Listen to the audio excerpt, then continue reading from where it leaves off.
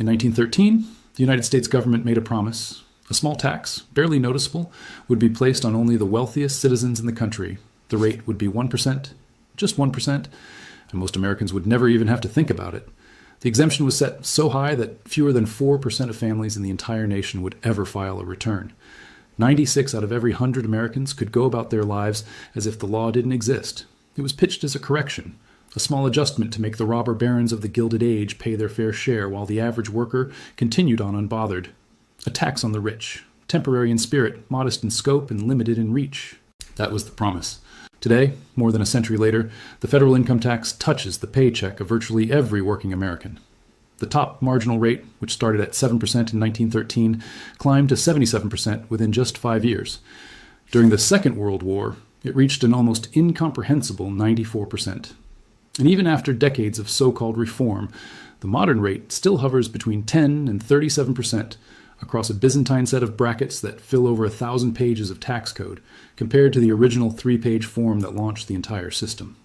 The federal government, which collected roughly $71 million in its first year of income taxation, now collects well over $2 trillion annually from individual income taxes alone. What was sold as a surgical instrument to trim the excess wealth of a few industrial titans became the single largest mechanism of wealth transfer in human history. And the question that should haunt every person watching this is not whether the tax was necessary. It is how a system designed to target the top 1% quietly expanded until it swallowed the entire middle class, and who exactly benefited from that transformation. To understand how we arrived here, we need to go back further than 1913. We need to go back to a time when the very idea of taxing a citizen's income was considered un-American. For the first 124 years of the Republic, the federal government survived almost entirely on tariffs and excise taxes. Customs duties on imported goods funded everything, from the military to the postal service to the building of roads and canals. There was no Internal Revenue Service. There was no April 15th deadline. There was no annual ritual of sorting receipts and filling out forms. An American could earn as much money as their talent and ambition allowed, and the federal government would never ask them for a dime of it. The Founding Fathers had been deliberate about this. The Constitution itself, in Article 1, required that any direct tax be apportioned among the states according to their population, a provision that made a national income tax almost mathematically impossible to administer fairly. The framers weren't naive about government's appetite for revenue. They had fought a revolution over taxation. They understood, perhaps better than any generation that followed them, that the power to tax was the power to control, and they built firewalls against it. But the Civil War changed everything.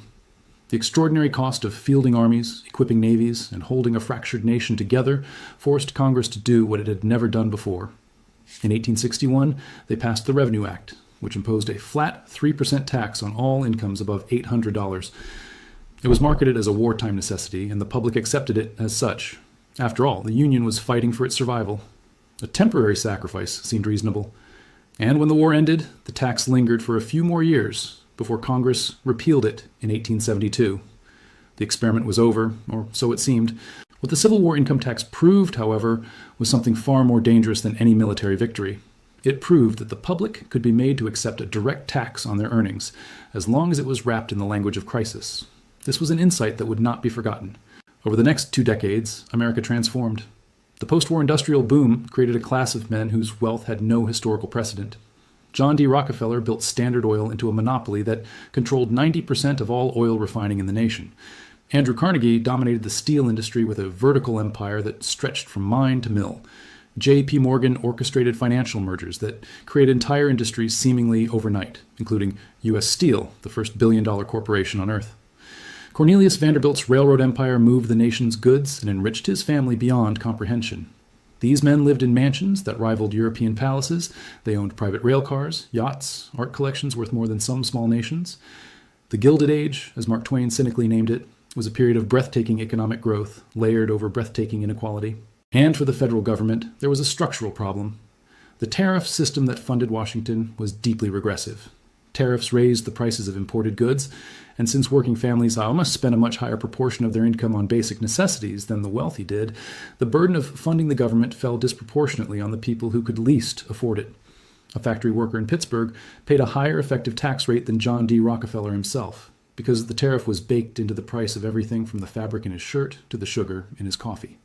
The wealthy, by contrast, either made their goods domestically or simply didn't notice the few extra pennies on their purchases.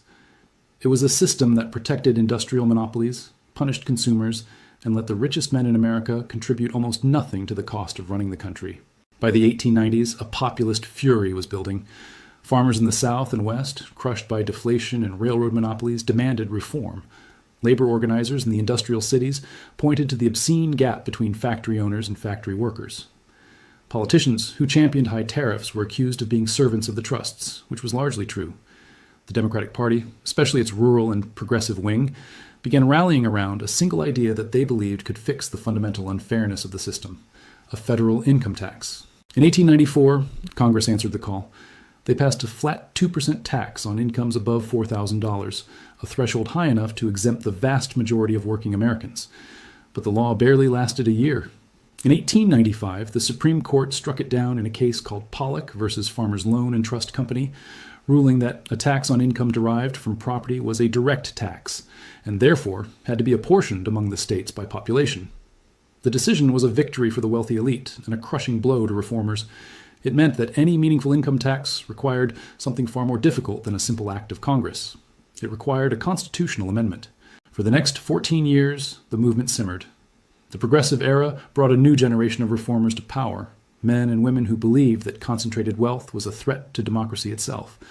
Journalists whom Theodore Roosevelt dismissively called muckrakers exposed the inner workings of the monopolies.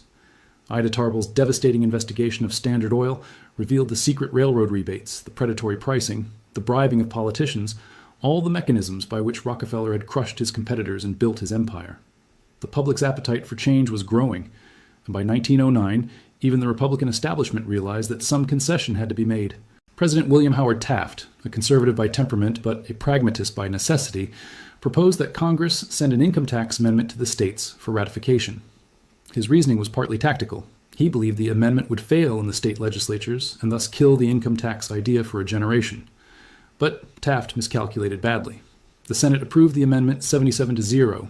The House passed it 318-14.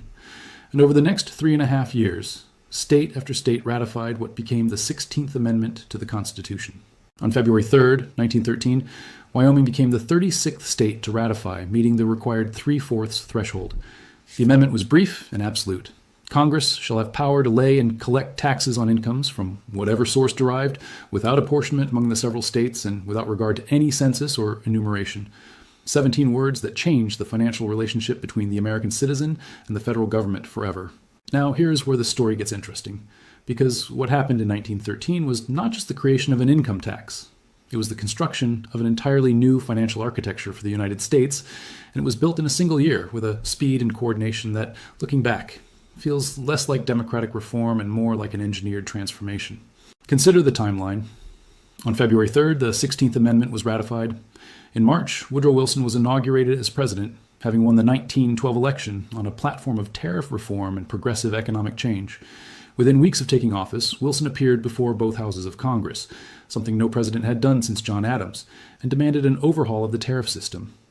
By October, the Revenue Act of 1913, also known as the Underwood-Simmons Act, was signed into law. It slashed average tariff rates from roughly 40% down to 26% and replaced the lost revenue with a graduated income tax.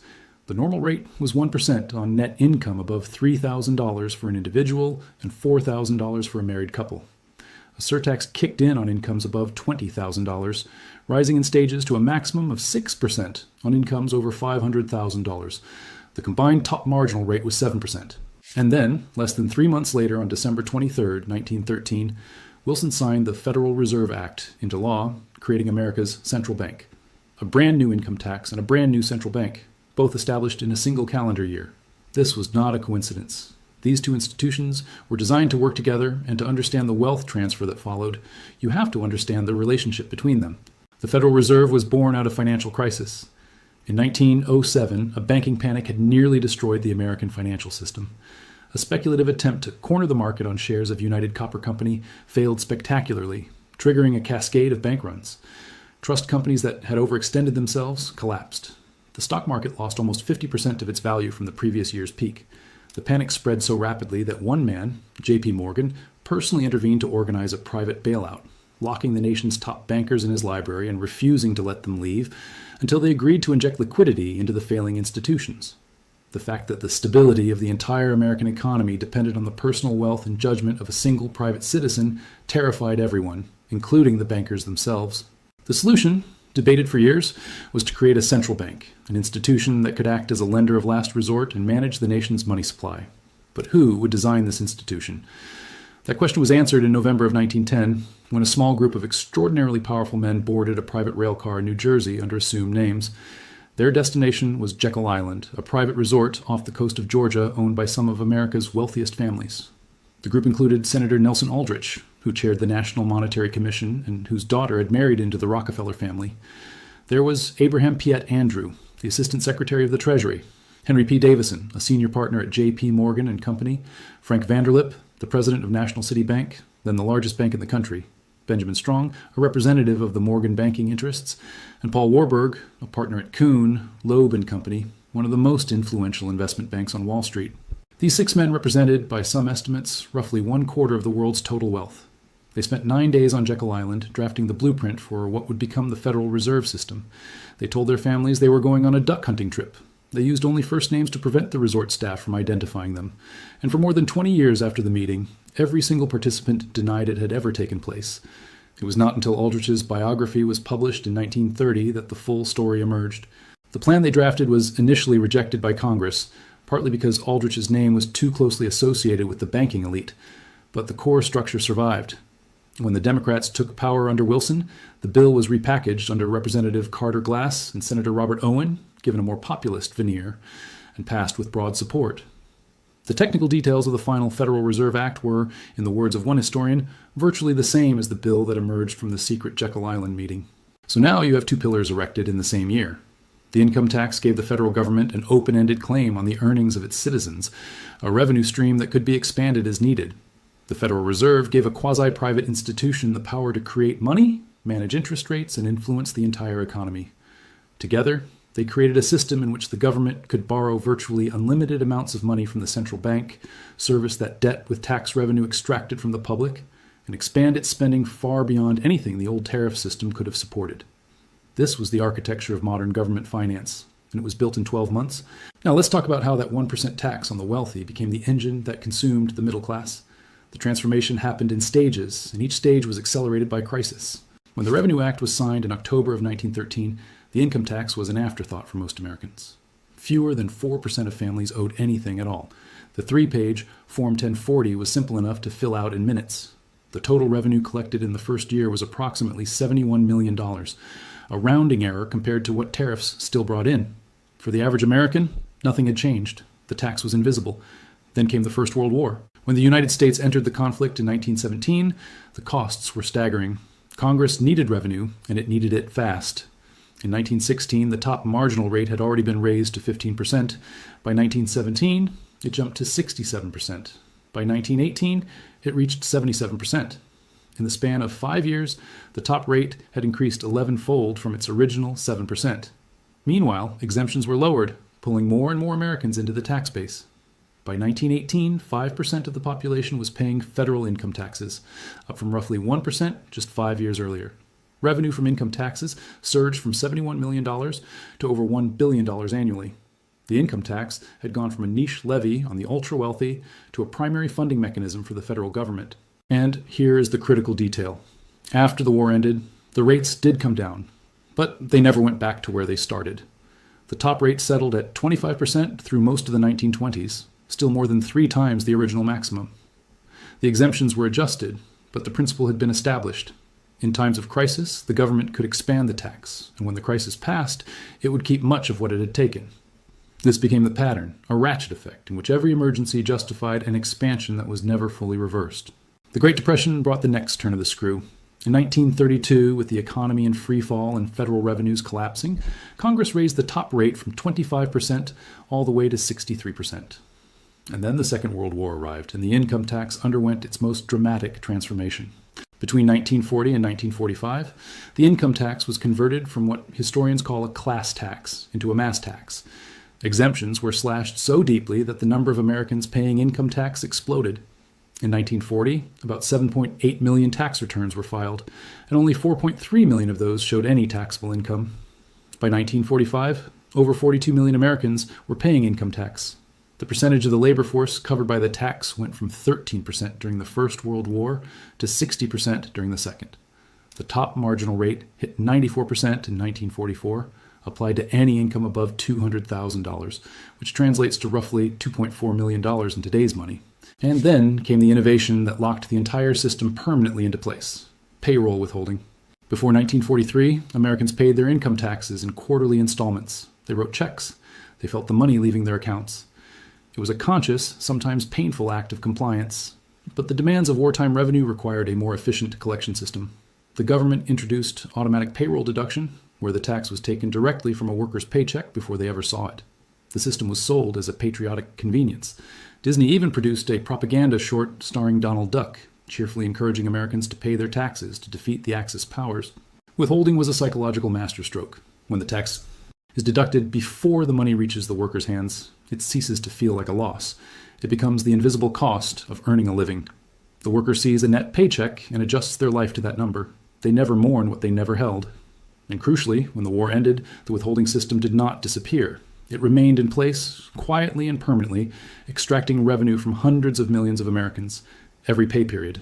The refund check that arrives each spring, the one that so many people celebrate as a windfall, is in reality the government returning a portion of money it overcollected throughout the year.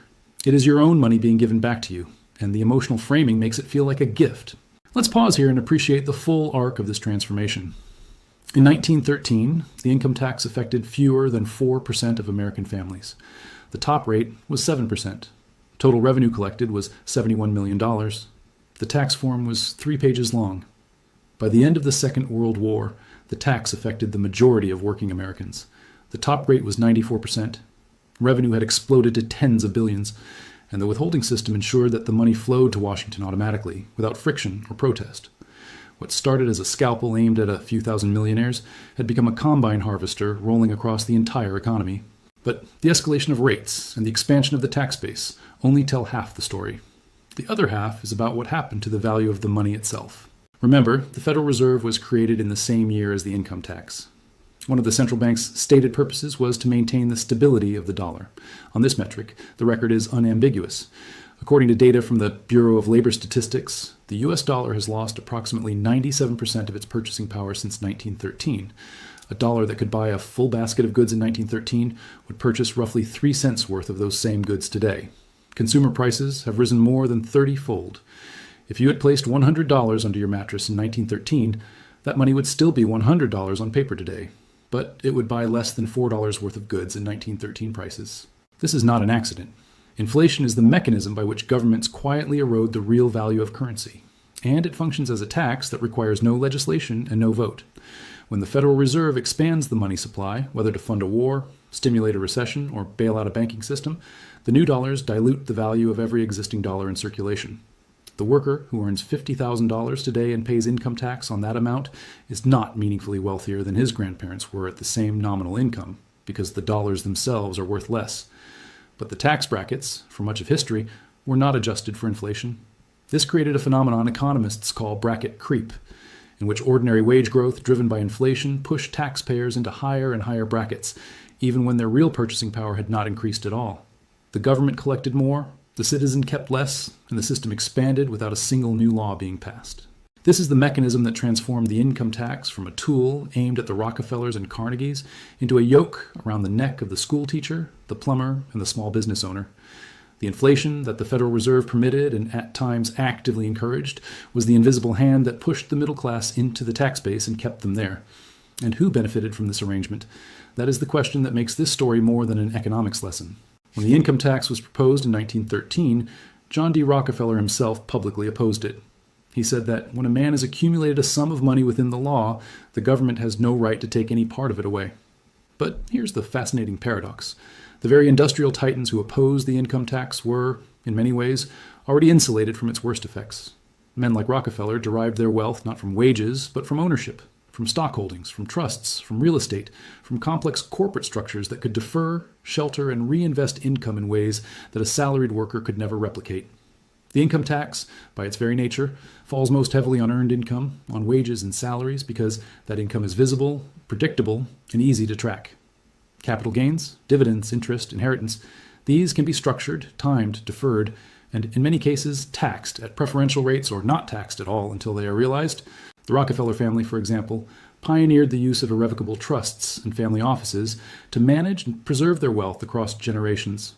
They developed what financial planners now call the waterfall concept, a strategy using permanent tax-exempt life insurance policies to transfer wealth from one generation to the next while indefinitely postponing the tax obligations that ordinary families must pay. These tools are entirely legal. They are also entirely inaccessible to anyone who earns their living through a paycheck. And so the great irony of the 1913 income tax is that it was sold as a mechanism to make the wealthy pay their fair share. But over time, it became the primary mechanism by which the middle class funded the expansion of a government that increasingly served the interests of the very people who could avoid the tax. The rich didn't fight the income tax because they feared paying it. Many of them supported the broader system because they understood that a government funded by broad-based income taxation would have far more resources, more power, and more capacity to create the kind of economic environment, the military contracts, the infrastructure projects, the financial regulations, the central bank interventions from which they would benefit disproportionately. Consider the numbers.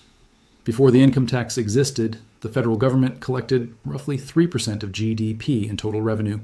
Today, with the income tax and its companion, the payroll tax, it collects between 15 and 20% of GDP.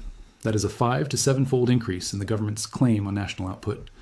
And the spending that this revenue supports has grown even faster, because the Federal Reserve's ability to create money means the government can borrow against future tax revenue, spending today what it will collect from taxpayers tomorrow and the day after and the decade after that. The national debt, which was negligible in 1913, now exceeds $34 trillion, a number so large it has essentially ceased to have intuitive meaning. And this brings us to the most unsettling dimension of the story. The income tax and the Federal Reserve were created in the same year, and they form a closed loop. The government spends beyond its revenue. It borrows the difference by issuing treasury bonds. The Federal Reserve purchases those bonds, creating new money in the process. The new money enters the economy and gradually erodes the purchasing power of every dollar already in circulation. The inflation caused by this process pushes workers into higher tax brackets, increasing the government's revenue without any new legislation. And the cycle repeats. Spend, borrow, print, inflate, tax. It is an engine of wealth transfer that operates continuously, silently, and almost entirely outside of public debate. The people who designed this system in 1913 understood exactly what they were building.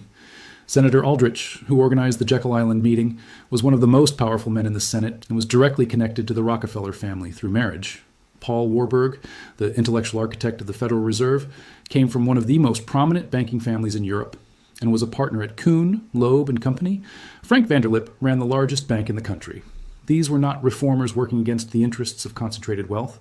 They were representatives of concentrated wealth, designing a financial system that would serve their interests for generations while wearing the mask of democratic progress. And to be clear, this is not speculation or conspiracy.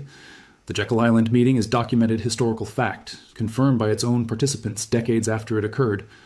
The relationship between the income tax and the Federal Reserve is basic monetary economics. The ratchet effect of wartime tax expansion is visible in every dataset published by the IRS. The decline of the dollar's purchasing power is recorded by the Bureau of Labor Statistics. None of this is hidden. It is simply not discussed because the system has become so deeply embedded in the fabric of American life that most people cannot imagine an alternative. There's another layer to this story that deserves attention, and that is the role of war as the primary catalyst for tax expansion. Every major escalation of the income tax in American history has been driven by military conflict. The Civil War produced the first income tax. The First World War turned a 1% levy into a 77% extraction. The Second World War brought payroll withholding and a 94% top rate. The Korean War kept rates elevated through the 1950s. And the Cold War justified decades of high taxation to fund the military-industrial complex that President Eisenhower himself warned the nation about in his farewell address. War is the health of the state, as the writer Randolph Bourne observed in 1918. And the income tax is the blood supply that keeps the war machine functioning. Every conflict creates a crisis. Every crisis justifies an expansion. And every expansion, once the crisis passes, is partially but never fully reversed. The brackets recede, the rates come down somewhat, but the infrastructure of collection, the bureaucracy, the withholding system, the cultural expectation that paying income tax is simply what citizens do, all of that remains. The emergency becomes the new normal, and the next emergency pushes the boundary further still. What makes this particularly relevant today is that the debate about taxation in America has been almost completely disconnected from its own history. When politicians argue about whether the top rate should be 37% or 40%, they are arguing within a window that was inconceivable in 1913, when 7% was the ceiling and only the richest 1 or 2% of households paid anything at all. The entire framework of the debate has shifted so dramatically that the original promise, a small and temporary tax on the ultra-wealthy, has been not just broken but forgotten. The Overton window of acceptable taxation has moved so far that the current system, in which tens of millions of middle-class families pay 22 to 24% of their income to the federal government before state and local taxes even enter the picture, is treated as the moderate center. And it is worth noting how this tax revenue has been used. Federal spending before the income tax was approximately $700 million annually, devoted primarily to basic government functions, defense, and debt service. Today, the federal budget exceeds $6 trillion. Much of that spending goes to programs that did not exist in 1913, programs that were made possible only by the vast revenue stream that the income tax provides. Social Security, Medicare, Medicaid, the modern military apparatus, the regulatory agencies, the vast network of federal contracts and subsidies, all of it is built on the foundation of income tax revenue. Some of these programs are enormously popular and have done genuine good. Others are wasteful, inefficient, or serve narrow interests. But the point is not whether the spending is wise or foolish. The point is that none of it would have been possible without the transformation that began with that 1% tax in 1913. The government that exists today is the government that the income tax built. And the people who designed the system understood this perfectly. Woodrow Wilson, the president who signed both the income tax and the Federal Reserve into law, was neither naive nor unaware of what he was setting in motion. Wilson himself wanted the exemption set high precisely because he knew the tax would be unpopular and he wanted to burden as few people as possible with its obligations in the beginning. The strategy was to introduce the system gently, establish the precedent, and let future Congresses expand it as circumstances demanded. And that is exactly what happened. The very same lawmakers who voted for the light and narrow tax of 1913 also voted for the heavy and much broader tax of 1918. They were not surprised by the expansion. They were its architects. There is one more parallel that should not be overlooked. In the years before the income tax, the primary source of federal revenue was tariffs, taxes on imported goods that protected American industry from foreign competition. When Wilson signed the Revenue Act of 1913, he simultaneously slashed tariffs by approximately 15% and introduced the income tax to replace the lost revenue. This was presented as a progressive reform that would benefit consumers by lowering the prices of imported goods. But it also had another effect. It shifted the tax burden from the point of consumption, where the wealthy and the poor paid similar amounts, to the point of income, where the burden could theoretically be made progressive. In practice, however, the shift removed one of the few mechanisms that had forced the political class to keep the cost of government visible to voters. Tariffs were embedded in the price of goods, and when they went up, people noticed. Income taxes, especially after the introduction of payroll withholding, were extracted invisibly and continuously. The political cost of raising revenue dropped dramatically, and the temptation to spend increased proportionally. Today, the debate about tariffs versus income taxes has come full circle, with some political figures arguing that America should return to a tariff-based revenue system and abolish or drastically reduce the income tax. Whether or not that is feasible or desirable is a debate for economists and policymakers. But the historical parallel is striking. The system that was dismantled in 1913 to make way for the income tax was itself imperfect and regressive, and the system that replaced it has become something that its original proponents would barely recognize. So what should we really think about all of this? The income tax of 1913 was not born from malice. It was born from genuine frustration with a system that forced working people to shoulder a disproportionate share of the cost of government, while industrial monopolists paid almost nothing. The progressive era reformers who championed the 16th Amendment were responding to real injustices: child labor, dangerous working conditions, wage exploitation, political corruption, the unchecked power of trusts and monopolies. Their anger was legitimate. Their diagnosis of the problem was largely correct. But the remedy they chose carried within it the seeds of its own transformation. By granting Congress an unlimited power to tax income, they created a mechanism that had no natural limit. The original rates and exemptions were not written into the amendment itself. They were left to the discretion of future legislators who would face their own pressures, their own crises, and their own temptations. And as we have seen, every crisis pushed the boundary outward, and every retreat from crisis left the boundary slightly further than where it began. The 16th Amendment was 17 words long. It contains no rate limits, no exemption floors, no sunset clauses, and no definition of what constitutes income. It is, in constitutional terms, a blank check written to the government by the people, and every generation since 1913 has watched that check be cashed for a slightly larger amount. The men who gathered on Jekyll Island understood that the modern state required a modern revenue base, and they were right. A government funded by tariffs could not manage the complexities of a 20th century industrial economy, let alone finance 2 world wars, a space race, and a global military presence. But they also understood that the architecture they were building would concentrate power in Washington and on Wall Street in ways that the founders had specifically tried to prevent. The Federal Reserve gave a small group of unelected officials control over the nation's money supply. The income tax gave Congress a claim on the labor of every citizen. Together, these institutions created a financial infrastructure that could fund virtually any ambition, for good or for ill, and could extract the cost of that ambition from the paychecks of people who had no seat at the table when the decisions were made. $100 in 1913 is worth less than $4 today. The income tax that was supposed to touch only the richest 1% now reaches into the pockets of a waitress in Omaha. The Form 1040 that was 3 pages long is now embedded in a tax code exceeding 1,000 pages. The federal government that spent $700 million a year now spends $6 trillion. And the men who designed the system in secret on a private island under fake names are remembered in history books as reformers. That is the story of the temporary tax of 1913. It is the story of a promise made and a promise broken, not through a single dramatic betrayal, but through a slow and methodical expansion that unfolded across decades, always justified by the latest emergency, always ratcheted forward and never fully reversed. It is a story about how the most powerful wealth transfer mechanism in human history was introduced with a handshake and a whisper, and then grew until it became the air we breathe, so pervasive and so permanent that most of us have forgotten there was ever a time before it existed. The question is not whether taxes are necessary. Every functioning society requires them.